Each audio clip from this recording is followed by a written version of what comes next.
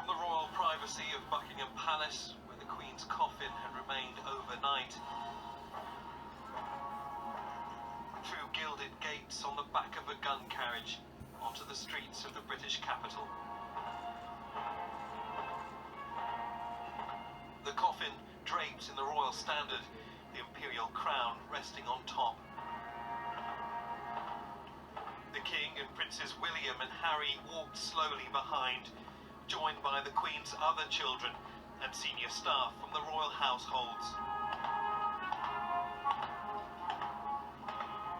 Tens of thousands of people lined the route synonymous with state visits, royal weddings, and decades ago, Queen Elizabeth's own coronation. For the vast majority of mourners here, Queen Elizabeth is the only monarch they have ever known. The end of the Second Elizabethan age is slowly marching to a close. This, the long goodbye to one of the last icons of the 20th century. Down the Mall, across Horse Guards parade ground, where the Queen has, for so many years, come to inspect her troops.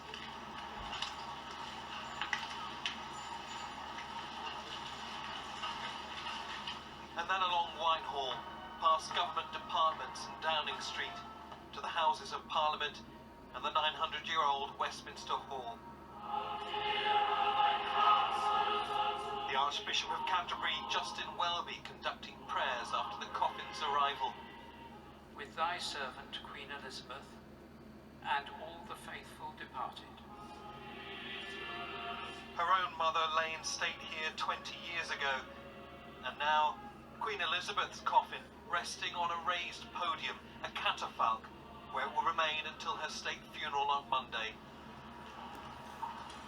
The doors of the Great Hall are open 24 hours a day to allow a continuous queue of mourners, kilometres long, to file silently past.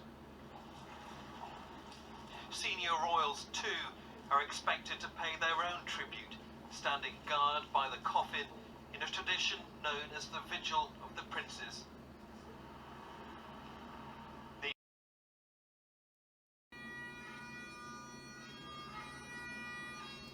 This is Operation Unicorn in action. For years, Buckingham Palace prepared for the Queen's death, plans in painstaking detail for all foreseen eventualities. Unicorn was the procedure for bringing her body to London if, as happened, she died in Scotland. As her lying in rest at St Giles Cathedral in Edinburgh drew to a close, many thousands came to pay their respects and say goodbye. She will not return to Scotland again. Accompanying her south was Anne, Princess Royal and the Queen's only daughter. The Royal Regiment of Scotland stood at attention to see the Queen leave. With the Queen's coffin on board, an RAF transport plane took off from Edinburgh, the capital of the Scottish nation she loved so much, and flew to Northolt, on the outskirts of London, for the last stage of the day's journey. Crowds lined the A40, an unromantic main road that heads into the British capital from the west. But then it was into more picturesque territory, the stucco terraces of Bayswater, then Marble Arch and Park Lane, where mourners stood many deep. The new king, Charles III, and his wife Camilla were at the palace to receive the coffin after returning from Northern Ireland.